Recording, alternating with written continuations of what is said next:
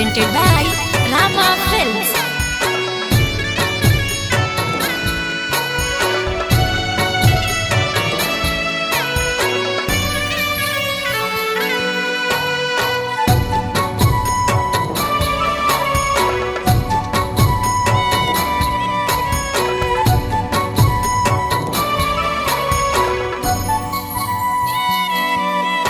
अरे रुको रुको रुको कहारा भैया एगो हसन का दहो।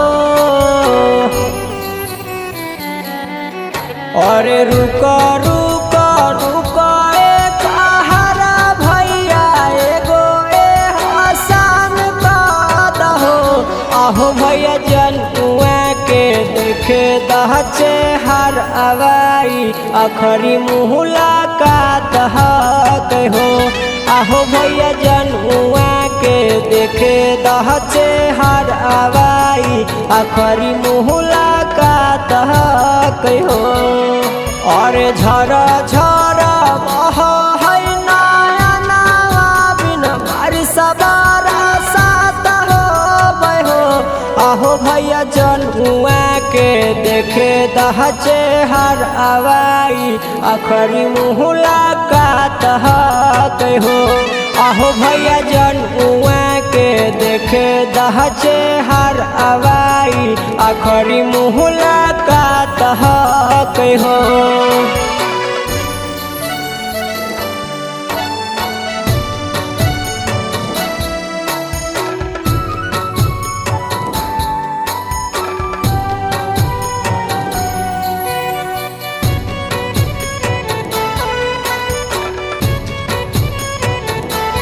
आहो भैया जनुआ के देखे दहचे हर अवाई आखरी मुलाकात हो।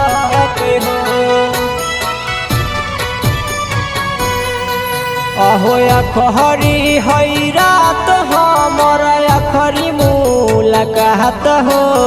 खुश रह जान हमर जाके पिया साथ हो। आखरी है रात हमर आखरी मुलाकात हो। खुश रह जान हमर जाके पिया साथ हो। पिया साथ हो। अरे ओकर सालै दिनवा जरिया आज हमारा रात कल कई हो। आहो भैया जनुआ के देखे दहचे हर अवाई आखरी मुलाकात हो। आहो भैया जनुआ के देखे दहचे हर अवाई आखरी मुलाकात हो।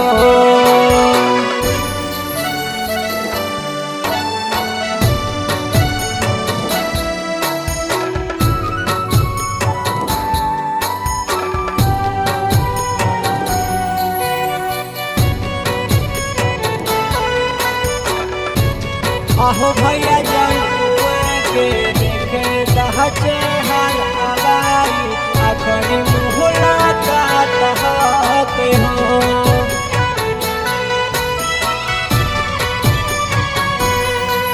और चुटहकी भर सिंदूरा लगा के जैतई जान हो।